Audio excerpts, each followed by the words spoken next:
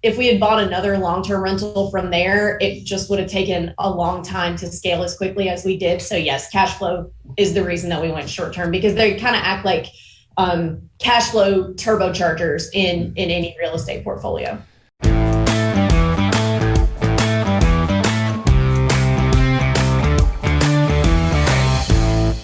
Welcome to the Real Estate and Financial Independence Podcast. I'm your host, Chad Carson. You can also call me Coach, and this is a show all about getting out of the financial grind so that you can do more of what matters. Whether you're a brand new listener or a longtime listener, it's always an honor to have you here listening to another episode. If you are new, be sure to hit that subscribe button on your podcast player or on YouTube if you're watching it there so you don't miss anything. I have new episodes that come out every Monday morning. Today's episode is titled How to Get Big Cash Flow and Wealth Using Short-Term Rentals. And this is an interview with Avery Carl. She's the author of a new book that's published by Bigger Pockets called Short-Term Rentals, Long-Term Wealth. And she has a really great story and is super knowledgeable about this niche of buying short-term, or also known as vacation rentals. And you can look at this episode as really like an introduction and as almost a mini masterclass on the topic. We went into a lot of topics about best practices, what she did when she first started investing with short-term rentals. She was in the corporate world and is just an entrepreneur at heart and just kind of broke loose from that corporate world. And she made her leap largely by buying short-term rentals. They produced more cash flow. So she and her husband had some down payment saved. They produced more cash flow on her first couple of deals. And then she also got a real estate license and has been helping other people buy short-term rentals. And she has a really interesting approach to that on how she picks a market, which markets she chooses. And they're not always the ones you would think they would be. They're not always the biggest vacation markets. So I think you'll find that really interesting. And then we really get into the nitty-gritty of how to self-manage rental properties so that you can make more cash flow, use technology to help you lease the properties on the short-term basis, how to manage them, how to build a team. So all the details that you might have heard about short-term rentals, the benefits, the cash flow are there, but how do you actually do it, execute it? That's what I talk about today with Avery Carl. Now, before we get to the interview, it's time for my weekly behind the scenes segment where I give you a short snippet of what's going on with me and my real estate business, my life, my finances, and to share that with you behind the scenes. This week, I want to talk about something that sounds pretty mundane, but it's a really important maintenance issue. It could be a very costly maintenance issue with your rental properties, and that is decks. So yes, the decks on your front porches, your back porches that are often made of wood. So this week I've had a situation. So just about every week I have some kind of maintenance situation that my property managers help me deal with. But this week we have one of our apartment units has wooden decks. And over time, these were built, I think 1980, these apartments were built then, but there's certain parts of the deck, they're made of wood and they're treated wood, meaning they're treated to be outside, but they've really deteriorated to the point where we had one step, it's kind of an emergency call where one of them just came loose and fell off, and they had to get somebody to put something temporarily back down the big piece of the decking board, basically. And then we had a hand railing that just broke, it rotted through essentially. So this is kind of a deferred maintenance issue. We probably should have gotten ahead of it a little bit sooner. We were aware of that it was older deck, but had planned to kind of do some sealing and some different stuff later on, but it's gotten even worse. And I guess the lesson here is that treated wood even can deteriorate pretty quickly if you don't stay on top of it and treat it, and also maybe put some kind of paint surfaces. And this is not my expertise. I'm actually learning about some of this right now. What surface should we go back with? I've had one contractor who told me that the position these are in, they get a lot of sun in the morning and it's get baked, and then they get really wet, and they're just going to be a maintenance headache. And he thinks it's going to be cheaper to put some kind of metal step system out there instead. So I'm getting some pricing on that. I'm also going to get pricing on some of the artificial materials, kind of plastic materials that look like wood, but that might hold up longer. Both of those are going to be a lot more expensive in the short run.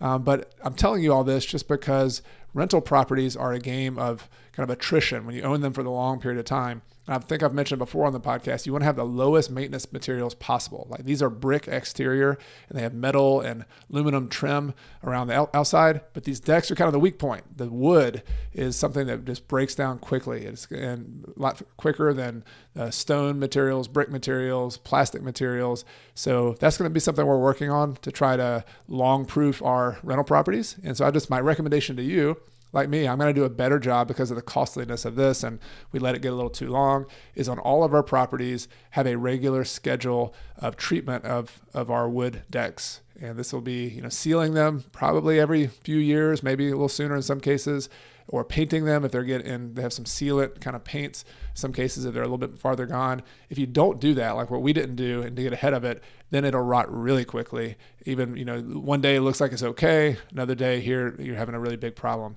So that's where I am with this deck. Just give me some recommendations. If you have a rental property, keep an eye on those decks. Might seem like a mundane thing, but it can cost you thousands of dollars if you don't get ahead of it and do some preventative maintenance. If you like these behind the scenes segments and you want to connect with me even more behind the scenes, there are two great ways to do that. The first is you can get on my free email newsletter, which comes out each Monday and Friday. You can register for that at coachcarson.com/REI toolkit. New subscribers get my real estate investing toolkit, which includes helpful tools like my closing checklist, a deal worksheet, a tenant screening criteria checklist, and other goodies that'll help you on your journey to financial independence. Again, you can get that for free at coachcarson.com/REI toolkit. The second thing you can do behind the scenes with me is I teach online courses where you can interact with me and let me help you with your real estate investing. Some courses are available anytime on topics like creative financing, using non-traditional, non-bank financing to buy properties, finding off-market deals, how to do your due diligence, and more. And then I have a premier course, which is more of a cohort-based course where you go in with students and do it together over a 2-month period. And my one premier course is called Real Estate Deal School. It opens each spring and fall. And students go through live with me, as I said, and I'll help you step by step to buy your next investment property. You can get details on these courses at coachcarson.com/courses. Now let's get started with today's interview. Hey, Avery, welcome to the podcast. Great to have you. Thank you so much for having me. Yeah, I'm looking forward to talking. I know a lot of my audience owns rental properties or is wanting to own rental properties. And I want to make the case, and you're the perfect person to talk to about this, on why they should consider short-term rentals or vacation rentals. And I want to just give a plug for your book. I read it this week. It's another Bigger Pockets book. You wrote one called Short-Term Rental, Long-Term Wealth. It's doing really well. Hope people pick that up as well. I'll have a link in the show description. But I was hoping you could talk to me just so people get to know you a little bit better about your story. I remember reading in the book the story of your very first short-term rental, and maybe could you unpack that and talk about how that worked or why you even got into that? Yeah, absolutely. So it was never actually our goal to just have a short-term rental empire. Our goal was to get to multifamily, which we have now, and we can get to that later. But we had just a little bit of capital. We only had enough money to buy one single family house. And so we thought, well, what can we buy and where can we buy it to where it's going to make us the most amount of money the fastest so that then we can scale faster. So we landed on short-term rentals. We were living in Nashville at the time. It's a terrible place for short-term rentals. The regulations are really, really volatile. So we said, we don't want to do it here, but where can we go where it's the normal thing for people to rent a property on an overnight basis rather than a hotel?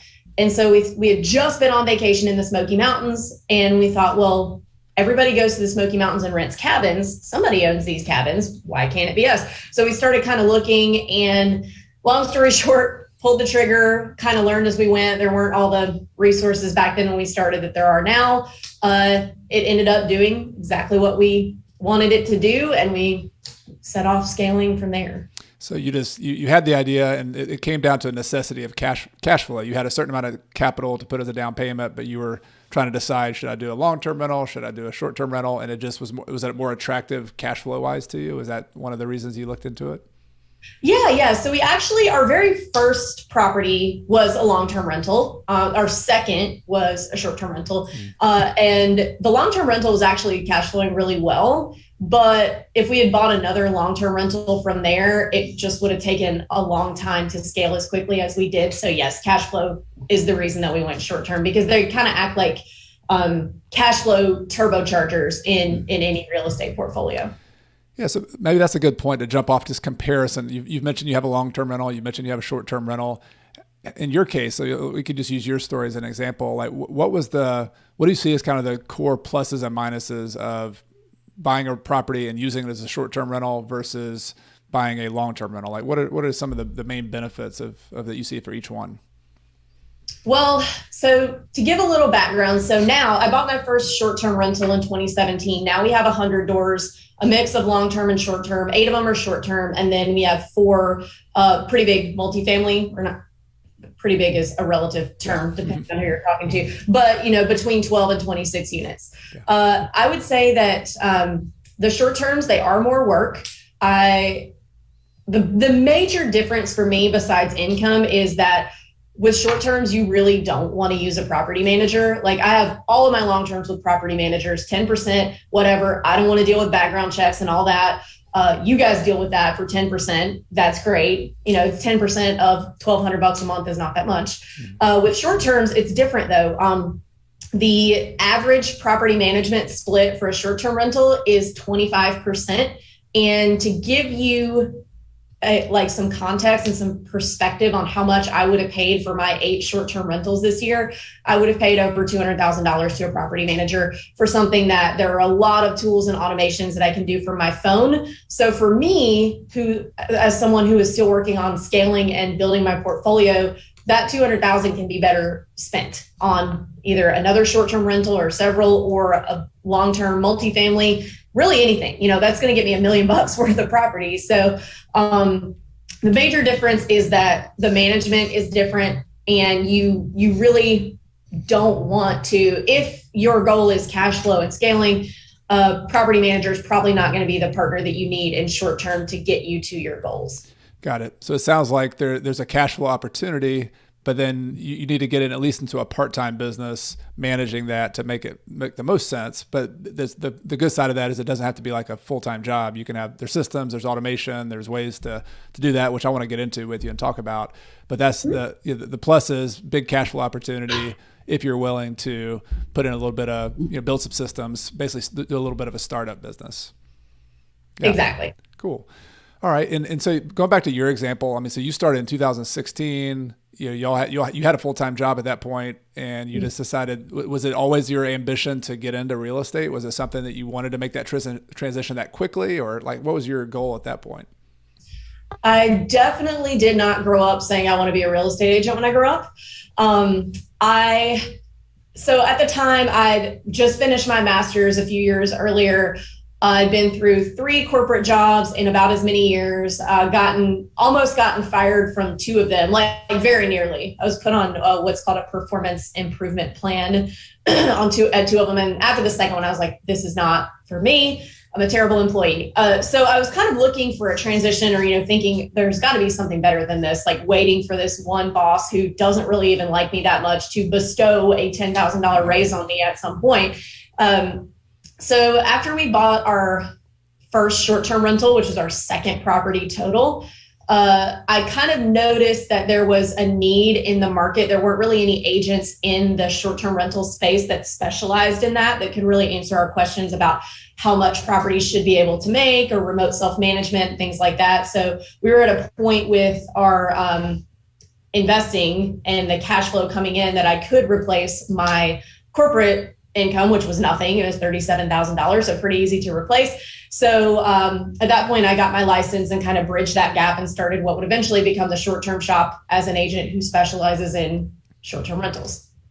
Yeah, I love, and this show is all about financial independence, and I just love the reality of how you did that. Is like every story is a little different, but you had spouse, I guess, still working a job, but then to replace your salary, it's not just like one thing. Like you get your real estate license to kind of replace it that way. You got a long-term rental, you got the short-term rental business. It's often a patchwork, right? Like you just, as an entrepreneur, you figure out as you go, like what's the best way to do it. But you had that ambition, which I know a lot of people do. And if you have that ambition and you're unemployable, which I am as well. Like I can't imagine working for somebody else anymore.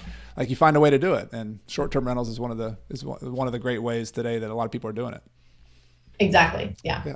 Awesome. Well, I was hoping you could, because this is your expertise, you now have hundreds of properties yourself, but you've also bought a lot of properties and trained a lot of people to buy them all over the country.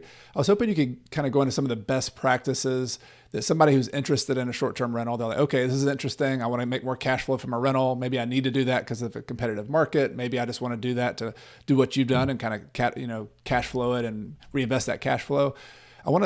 In the book, you talk a lot about the different kind of best practices. And one of those is picking the right market first and foremost. Like not every place is equal. So could you talk about you mentioned 3 different types of markets that short-term rental people can consider? Absolutely. So as you said, there are 3 different types. I am trying not to inject my own personal bias too much into it, but I mean, I do this all day, every day, so I will give my advice on it. So there are metro markets like, New York, Nashville, San Diego, places like that, Austin. A lot of the metro markets have some really, really fast changing and kind of anti short-term rental regulations, because metro markets are not dependent only on the tourism. There's a lot of jobs in metro markets like Nashville, for example. I always pick on Nashville because I used to live there, so I know the most about it. But Nashville, there's tons and tons of jobs coming in. So there are tons and tons of people moving there. So there's a lot of primary homeowners, and hotel presence and primary homeowners are the two things that contribute the most to anti-short-term rental regulation. I mean, there are plenty of people out there who invest in metro markets who are doing really, really great. I personally don't like to have to deal with that kind of regulation, so I kind of stick away from those.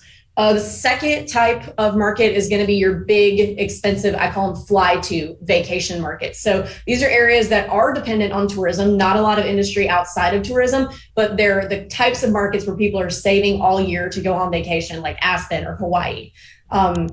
So those are the big fly to. And I personally kind of stick away from those, because in any type of downturn, whether it's financial like 2008 or health wise, like it was last year, I don't know if I'd call this a downturn, but it's something, it's an event. Yeah. But people didn't want to get on planes and be in enclosed spaces with each other. So those big fly to vacation markets are out when people are out of money and when people are trying to stay away from other people. So the third type of market, which is the type of market that I stick to for my personal investing, and the types of markets that the short-term shop has real estate offices in, are the regional drivable vacation dependent markets. So these markets are dependent on vacations. A lot of them don't have a lot of hotel presence, like the Smoky Mountains, very few hotels, the Emerald Coast in Florida, very few hotels. But these are places that people have been staying in short-term rentals for decades and decades. Like I'm sitting in Destin, Florida right now.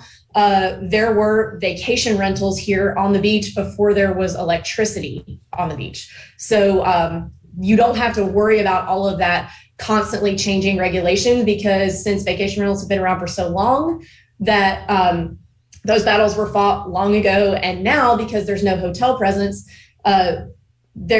the cities and counties in these types of markets are just so dependent on the income from short-term rentals through local occupancy taxes that it would just be way too detrimental to ever regulate against them. And then in addition to that, they are affordable vacations and they're accessible vacations. So these are areas where people are typically driving in, like most of the tourism is driving, not flying. So in a financial downturn, people are still coming in because they can afford to.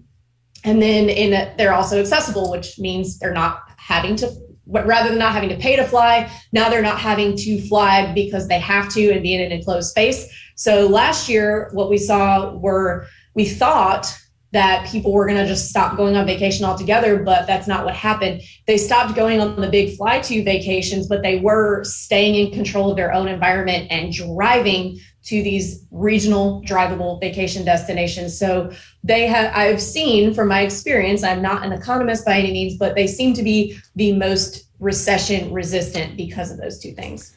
Yeah, that's so smart. I really like that distinguishing between the different types of markets. And just as an aside, I'm in Clemson, South Carolina. So like our favorite just regional drive, like we can get to the Smoky Mountains, in 3.5 hours. And, we're more of like a tent camper, but we'll get a cabin here and there and do that as well. And then Destin too, we've been going to Destin for years, and Mexico Beach. I had a family there, during the hurricane, unfortunately. But yeah, I love this regional idea. And I've even noticed in my own town, I'm more long-term rentals, but I've done a little bit of short-term rentals. And even on like a small scale, I'm in Clemson. It's a college town. It has sort of what you're talking about, the regulation risk. Like they have a regulation that you can only rent 25 nights per year. And it's basically, they call it a game day rule because we have football games. And so I rent my basement out, house hack, just the game day people are willing to pay $800 a night or something, just for that. But then you can't really make a sustainable business just as a pure investment work because you just don't have enough nights per year. Whereas if you go like 2 miles outside of town in sort of the foothills of the mountains, there's lakes, there's waterfalls, that's more of your little mini kind of regional market where people can drive or go for the weekend or whatever. So just even on a small scale, I've seen the exact same thing you're talking about, and I think that's so smart to try to look at the regulation risk and understand that you can't control that. And why would you invest a bunch of money in something you can't control? And that overnight they could change the law, right? If you're picking on Nashville again, if you had a beautiful, urban kind of rental doing great on Airbnb and you're renting it 250 nights a year, but then all of a sudden they pull the plug, what do you do then? Like, are there people, do you know people who've had that happen where they're in a town and the regulation just kind of gets pulled out from under them? Oh yeah, that happened to me when I had an office in Nashville. So I used to take clients, short-term rental clients in Nashville. And what was happening was the city kept like shrinking the zonings that they allowed it. And so the developers in Nashville would buy up all this land in the zonings that it was allowed and build these condo and townhome developments, and like, okay, great, perfect, we'll just do it this way. But what would happen is they'd sell all these things pre-construction. So I had a bunch of clients getting under contract on stuff pre-construction. Over the course of like the year and a half it would take to build, the city would pass some crazy law like, okay, it can be in this zoning, but if it's within 100 feet of a church or a school, you can't do it. So, constantly just shaving off little pieces of what's allowed. And I had several clients get under contract on stuff. And then by the time it was finished, it is no longer zoned for short-term rental and they can't use it for what they were intending to use it for. And then there were, lawsuits happening between the buyers and the developers, and rightfully so. And I just didn't feel good about no matter how much you educate your client, you still don't feel good about when the thing that you were scared might happen. So I was like, I'm done with Nashville. We're getting out of here. Yeah. Yeah, and just going back to the regulation piece, just so I want people to understand what you're talking about with the risk. You talked you mentioned just briefly earlier that a couple of the causes for that, and you mentioned that one was just that you have a lot of homeowners who don't want short-term rentals in their neighborhood, and then you also have affordable housing issues. I don't know if you mentioned that one as well. Could you talk about just sort of the uphill battle that you face? Like, what are some of those kind of core movements that are bigger than investors? They have a lot more lobbying power than investors do that cause the regulation risk to be real. So the big one that has the most money behind it is the hotel lobbyists. So if you're buying in a market like a metro market where everybody up until like the early 2000s was staying in hotels, and then now all of a sudden all these investors are coming in and buying short-term rentals, which are taking market share away from the hotels. That's a big one. The other one is existing primary homeowners in the areas that people are going in and buying short-term rentals. Nashville, for example, it's the bachelorette party capital of the world, and people are going in and buying these cool houses in what were previously quiet neighborhoods where people are trying to raise their kids. Bachelorette parties are coming in every weekend with like the penis balloons everywhere, and people are like mad. They don't want their kids to see that. And that can be, insert any number of tourist things here, parties, what have you. So the existing primary homeowners are like, we don't want this next to us.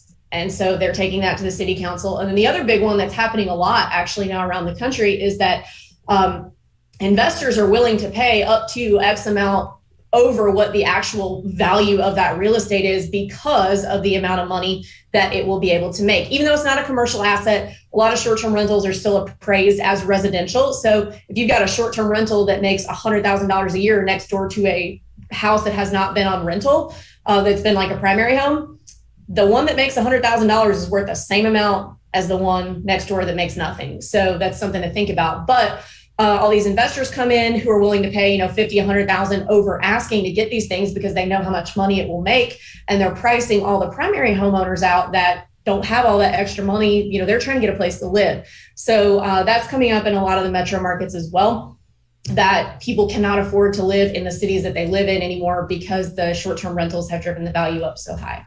Yeah. So lots of headwinds, and particularly in metro markets, what you're talking about. So just really smart to think about it outside the box, to also get an agent who understands this. So that's another reason to, you set up a shop that people can kind of understand what's changing, because what's true today might not be true 6 months from now, 12 months from now. So let's say that somebody lands on a market. They're like, okay, I'm in the Smoky Mountains. I'm near Gatlinburg. I like this general location. Can you kind of zoom in on what types of properties might be a good fits or the best fits for the types of short-term rentals you're helping people buy? Yeah, so you want to buy a property that is in line with what the tourist expectation is when they come to the market. So, Smoky Mountains, for example, everybody wants to stay in a cabin. So, if you're going and buying, like a brick house that was built in 2005 and looks like a 2005 primary home, that's not going to rent as well as a cabin of the same size because people are coming for the mountain experience. Same thing in the beach markets that we work in, like Destin, for example. People aren't coming to stay in like a 50s brick ranch home that you can pick up and put in Kansas City and nobody would know the difference. They want to stay in, the bright colored beach house, or like white's the new beach house color. The beach houses or the beach condos, they're not looking for just, oh, this is similar to my house at home, we'll stay here. So you want to make sure that you are buying in line with what the expectation is of the tourists in that market. Got it. So if you're in the mountains, you want to have like your picture in the background. You have some wood finish. Mm-hmm. You have, the stone fireplace would be nice. You got a porch overlooking the woods. So just the general feel and layout of the property needs to match. Is there any best practices in terms of how big the property needs to be? Can it be small? Can it be big to kind of optimize your short-term rental? So it kind of depends. What I found across all the 10 markets that we have offices in is that the 4-bedroom and up mark really does mark the highest return on investment. But with that being said, that doesn't mean that 1 through 3 isn't going to do exactly what you need it to do. I own a studio cabin that I will never sell because it does exactly what I need it to do. I own 2 bedrooms. I'll never sell them. They do exactly what I need them to do. But if we are talking about there does have to be one clear winner. 4 bedrooms and up do have the highest return on investment, but that doesn't mean that 1 through 3 are not a good investment either. Got it. Well, what about some of the more unique stays you see on Airbnb? You've got the glamping, you've got small, tiny houses, you've got people staying in yurts up in Asheville, North Carolina, all sorts of different stuff. Do you have clients doing that, or do you recommend that? I don't recommend that. I have one client who's been successful at that, and he is a YouTuber with 100,000 followers that is what he does, is he goes in and does these things. If I had $1 for every person who came to me and said, I want to do tiny houses or I want to do glamping, I would have probably $600,000.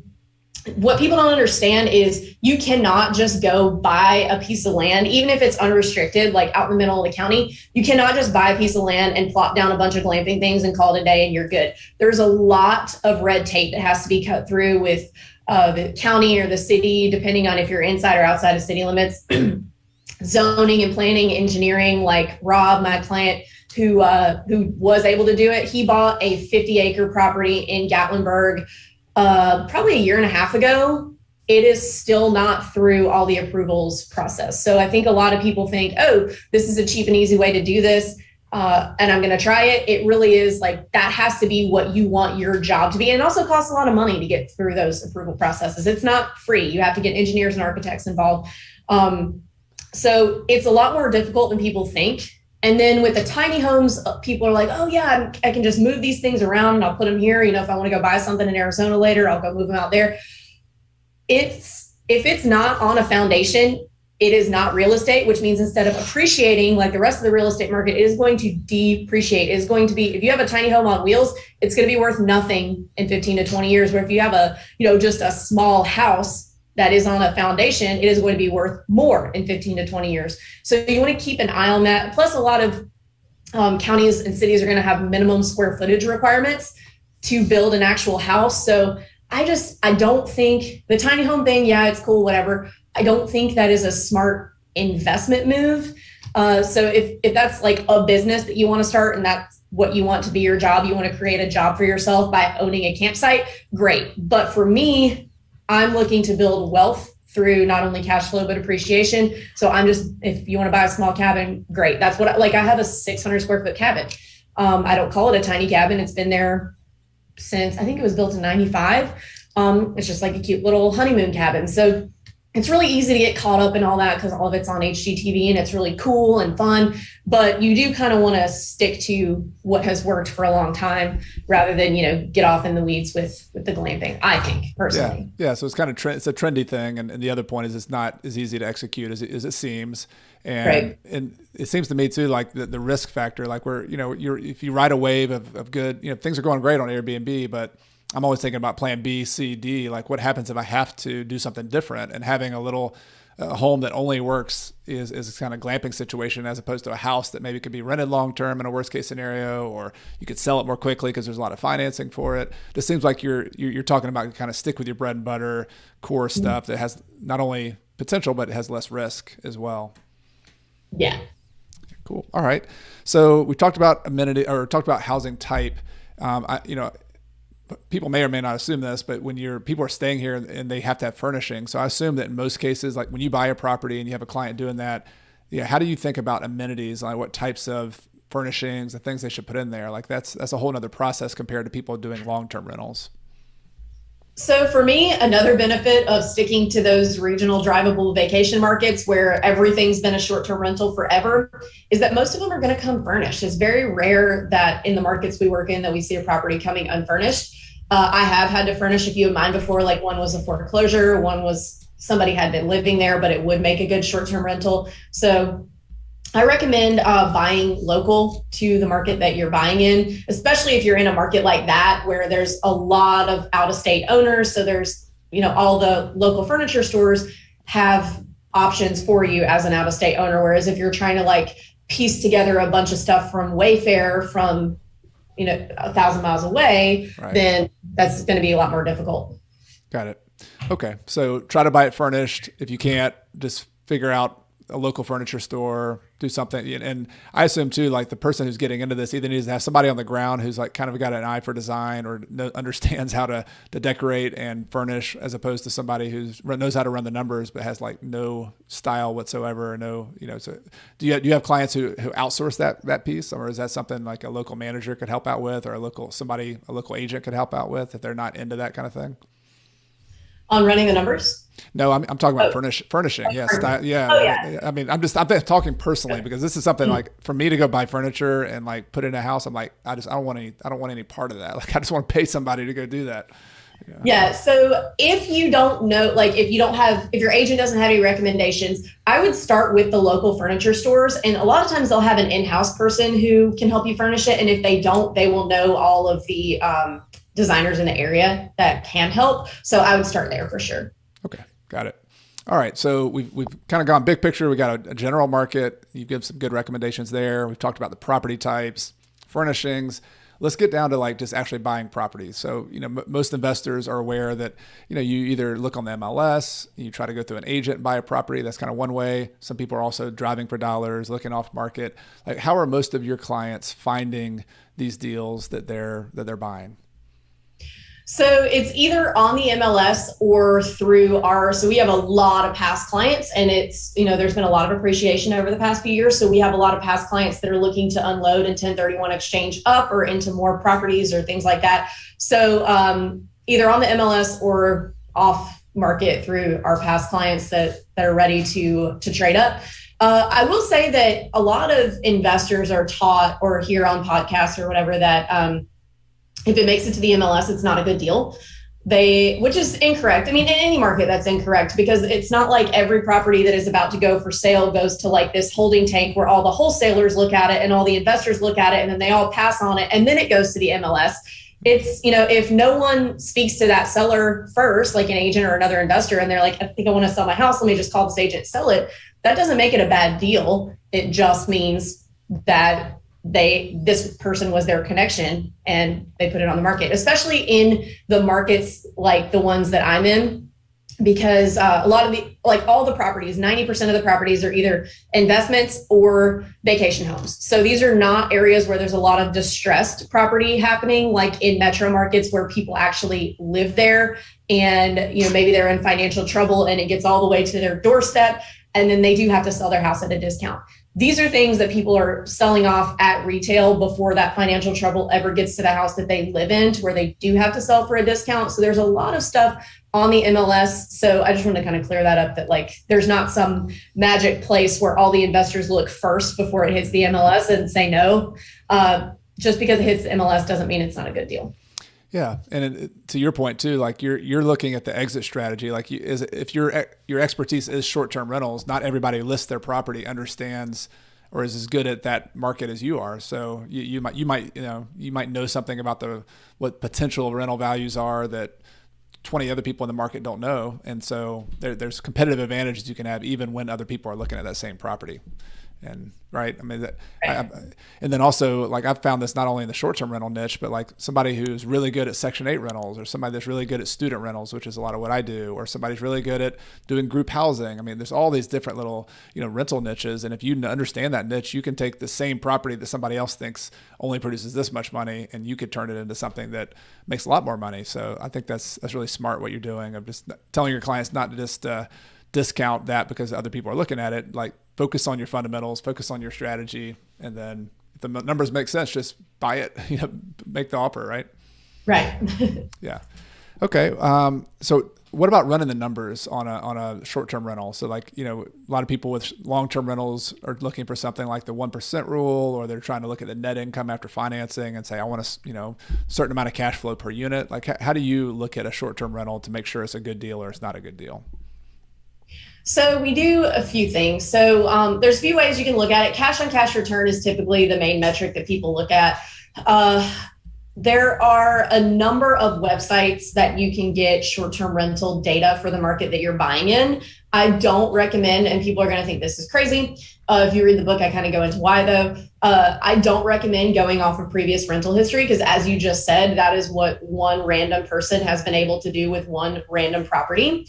It is not necessarily an indicator of future potential. And so an example that I like to use is two people own the exact same house next door to each other, and they manage everything exactly the same, except one person has a 2-night minimum night stay and the other person has a 5-night minimum night stay. The 2-night minimum night stay person is going to make more money because they have less holes in their calendar. And there's lots of little tricks like that and price optimizations and things like that that make a difference. So you want to look at market-wide data rather than only the data of the one property. So there's lots of places you can get it. AirDNA, which is not perfect, but it's pretty good. Rabu is another one. Key Data is one. There's lots of different places where you can see what market-wide, if you're looking at 4 bedrooms, what a 4-bedroom should be able to do. I would recommend looking at that stuff more than just the previous rental history, because you just don't know how it's been managed. It's how a property is managed more often than the amenities of the property itself that determine how much it'll make. In the book, you also mentioned another technique, which I really liked, just the name of it. You called it the enemy method. Could you talk about that, yes. what that is? Yes. So we use the enemy method in conjunction with looking at the data, because there are things that numbers and spreadsheets cannot tell you. And so the way you use the enemy method, which your enemies are your neighbors, but the neighbor method doesn't sound nearly as fun. So we call it the enemy method. So if you're looking at a house in a certain neighborhood, you get on Airbnb and VRB or whatever online booking platform you plan on using and zoom in to that neighborhood on the map and look at your enemies or your neighbors. And look at what you're looking for is why the data says what it says. So if the market-wide data says you should make X amount gross, and the property you're looking at is like, cute, nice place to stay, not the nicest, not the worst, but, middle of the road. But next door to you, there is a property that has really terrible pictures. It's like 4 or 5 pages back on the search results because the owner never responds or the host never responds. So that will be artificially dragging the data sample down. Whereas if there's a property next door to yours that has comes with a private chef and a private chauffeur and a plane and all these things, and it rents for $1 million a night, that's going to be dragging the data up. So you're looking for outliers in the data through using the enemy method. So you're looking at the data that says what it says. You're going and using the enemy method to see why the data says that. It sounds really similar to me, just like a comparative market analysis, or just looking at comps with a regular listing. Is it similar to that, except for you're just looking at the details of a short-term rental to find out, comparing apples with apples? Is that essentially what it is? Pretty much. And then you're also seeing things like what the cleaning fees are in the area. How can you improve? How is this listing superior or inferior to yours? So yeah, it's very similar. Got it. Great. That's very helpful.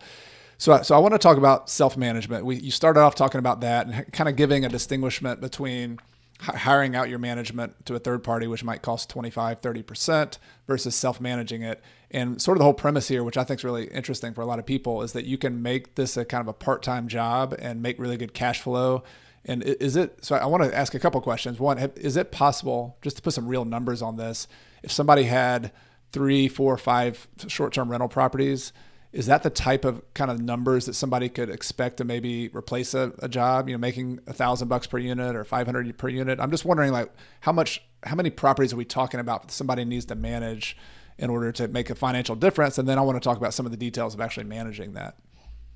So it depends on the size of the property and how it's financed. Like, for example, I've got a place in Destin that's a 4-bedroom with a pool that grossed $175,000 for me this year and netted probably 125. So that would be retiring on one property. Yeah. So it just depends on the market, the size, things like that. And it's really, I would say it's less work than a part-time job. For one property, you're maybe spending 30 minutes a week. For 5 properties, maybe an hour a week. And it's not even like sitting down for an hour. It's just a cumulative answering a message here, checking a price there, things like that. So that was my next question. So the time you do spend, is it a customer service? Is that really, what you're doing? Like if somebody's going to stay that weekend, they're asking a question, you're texting them, you're messaging, like what kind of jobs are you doing during those times? No problem at all. So it's not really customer service so much that you're doing as managing systems. So a lot of the property management software now is so smart that it's answering all of the questions with your set auto responses that guests could be asking, where you're really only going to have to answer something really specific if they ask you something really specific, like, hey, where's your spatula? So there's it's still very much customer service driven, but what you're doing day to day is more managing systems. Got it. That's great. Yeah. So it's another example. Technology is really changing this one and allowing you, if you're smart and using some of these apps or different technology you're talking about, you can leverage your time pretty well. Yes.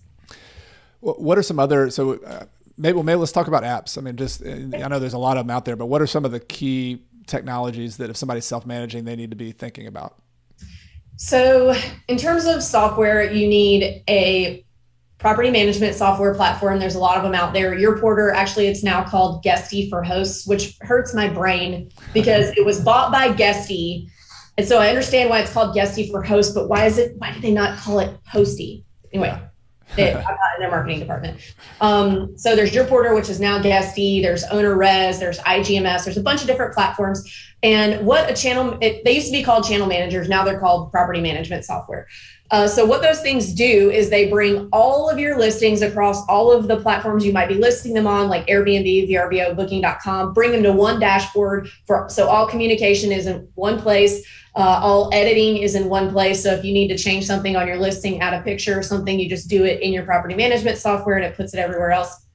It also automates your cleaning schedule. So when somebody books, it automatically sends it to your cleaner's calendar, whether it's Google, iCal, whatever. So you're not having to manage that. And then the real key is all of your automated responses to guest questions. And so that way you're not like when we started, we had to look at our calendar every day and say, oh, okay, we're 48 hours out from these 3 bookings. So we need to go ahead and send them their door codes and directions and stuff. Or this guest is checking out tomorrow, so we need to send them checkout instructions. All that's automated now. We don't have to do that. The second thing you'll need is a pricing manager. Again, there's quite a few of those. Price Labs is the one I use. Beyond Pricing, Wheelhouse, there's a lot of them. And those will dynamically price your property. You do not want to use the Airbnb dynamic pricing. Airbnb, their goal is to get the lowest pricing possible so their guests will book. You want third-party pricing software that the goal is to get your place booked at the highest possible price. And so what those do is they're analyzing all kinds of booking data, whether it's historical or current, and things going on in the market, events, holidays, things like that, and dynamically prices your property. And you can set your parameters if you don't want it to go above a certain amount or below a certain amount or what your base price is, but it's dynamically pricing to make sure you're getting the highest possible price per night. When we started using a pricing tool like that, our income went up 20%. So it's definitely worth doing. I believe it. That's an amazing tool. I mean, just that alone of taking that headspace, we probably couldn't do it as well as a computer could do. That's just an example of an AI kind of technology that's really helpful. Mm-hmm. Yeah. So you got a property manager, you got pricing, and then scheduling is kind of built into that property manager as well. So that if somebody on Airbnb books it and VRBO says you can't book it that night, just to avoid those kind of conflict issues. Yes, exactly. Awesome. So that's really promising. Understanding technology. It sounds like there's also a couple team members. I know you have clients who live in one state and they're investing in the Smoky Mountains and they live in Arizona or something. So can you talk a little bit about who you need as a team member on the ground to help you kind of to be able to do that remotely? Yeah. So if you're just starting and your agent doesn't have any recommendations or anything like that, you just need a good cleaner and a good handy person, and you can build everything else out from there. Once your cleaner is your core person, handyman, very close second. But once you get those two people, they will know a roofer or an HVAC tech or, any other vendor that you might need. So those are your two main people that you need: cleaner, handy person. Got it. All right. So the operation sounds like you buy this property. We talked about acquiring it. We talked a little bit about financing, not as many details. But then you get the property bought, you pick the right location, you get your team members, you get your software. Then it's just a matter of having it up consistently, renting it out, and monitoring from there, I guess. Are there any I'm thinking about just kind of common mistakes that new investors make. Like we've listened to kind of some of these best practices, but what are some of the things that people are screwing up pretty often that you wish they wouldn't when you see some of your clients buying the properties? Micromanaging their guests. So you're going to have a lot of smart tools in your home, smart door lock so people can get in with a code rather than having to transfer keys, smart thermostat. But the big one that people abuse, I would say, to micromanage their clients is a camera. So we have a Ring doorbell camera or a Ring floodlight camera on all of our properties. Those should be used only to refer back to if there's a problem. You should not be looking at your camera at every check-in. So what I see hosts doing is they're watching their camera every time somebody checks in. And, maybe they booked for 5 people and they see 6 people walk in and they immediately message and say, you have too many people. A, that feels really creepy to the guests. And then B, you're probably going to get a bad review if you charge them extra by spying basically, or if you give them a hard time. What's going to happen is you're going to get a bad review. And what probably wasn't going to happen is that one guest wasn't going to single-handedly burn the property down. So it's in your best interest to just not create a problem, not create a problem through micromanaging. So I just see a lot of people that cause themselves a lot of stress that they don't need to, because they immediately get on all the Facebook groups and they're like, these people, they brought in a dog and they did not tell me. It's best just to leave it alone, wait for there to be a problem before you actually say anything, then just let them know that you're staring at your cameras and telling them what to do. Micromanaging. Oh boy. So it made me think of helicopter parenting. So it's like helicopter short-term renting. Yep. It sounds like a similar concept. Awesome. Avery, this has been super helpful. I know that there's a ton more details that I want people to check out in the book and look into, and also reach out to you guys for references and for help as clients. So thank you for all the details. I have a few more before we close out, just a couple more questions just related to you and your story. And I actually didn't send these ahead of time. So if any of these are like way off the wall, just let me know. But one of them is just a question of, are there any books that you really have enjoyed? It could be business book, real estate book, that you either recommend to people or have been buying for people more often than others? Traction by Gino Wickman. Tell me about it. I've heard a lot of people talk about why is that one that people should check out? So it's very much about building systems in your business, and the bigger any business gets, the more you need to have systems. So for me, at least building my real estate business, not necessarily my husband, who runs most of our investments, is really, really good at systems, and he has them all ready to go before we have anything to put in the system. Whereas I kind of fly by the seat of my pants. And then once I get really busy, I'm like, oh, I need a system for this. And then I have to go backtrack. So that's a really good one for reading when you're starting a business, to make sure your systems are in place before you start. So that was a really, really important one for me in my entrepreneurial career. Love it. I'm going to check that one out. It's been recommended to me enough that I've got to do it. So I'll check it out. Cool. Another question. So can you think of it in the last year or so? What's the best purchase you've made, like an under $100 purchase that's been either just enjoyable or worthwhile or valuable for you? Under 100. So I'm going to say it's probably been at some afternoon outing with one of my kids, that $100, because there is just no substitute for spending time with your kids. Love it. Why we do this business, right? Have time to enjoy yourself and build those systems and read the traction book so that you can actually have time. Yeah. Cool. All right. Well, last question is this is a show about financial independence. So, doing all this work, buying short-term rentals, buying long-term rentals so that you have income and you have a lot of time to do what matters, to spend your time. And so I guess a lot of the people listening to this are going to be maybe early in their journey, like where you might've been, 2016 or kind of just getting started with this. Do you have any final advice or tips that they should be thinking about to what their next steps, just some best practices or something that would be a good advice for them kind of beginning their journey towards financial independence? So I would say I see a lot of people when they're talking about financial independence, especially in the FIRE movement, of they're, figuring out what their expenses are and what they need to live on. And then they're saying things like, okay, I'm 27 and I can retire in 3 years and then live on $33,000 for the rest of my life. You want to leave yourself some room. I think that people get so caught up in the actual act of being able to retire early that they don't think about that they might want a little more comfort than they do when they're 27 and single in their older years. So I would say before you make that decision I'm retiring, I'm doing this, get enough going, whether it's investment wise or however you're choosing to get to financial independence, real estate for me.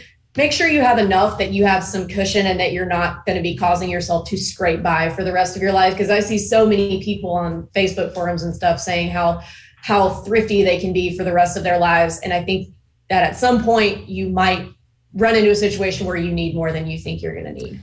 Yeah. Good advice. Build some cushion in there and be frugal, of course, save money, but then, plan on some lifestyle inflation a little bit. I think that's a good advice as well.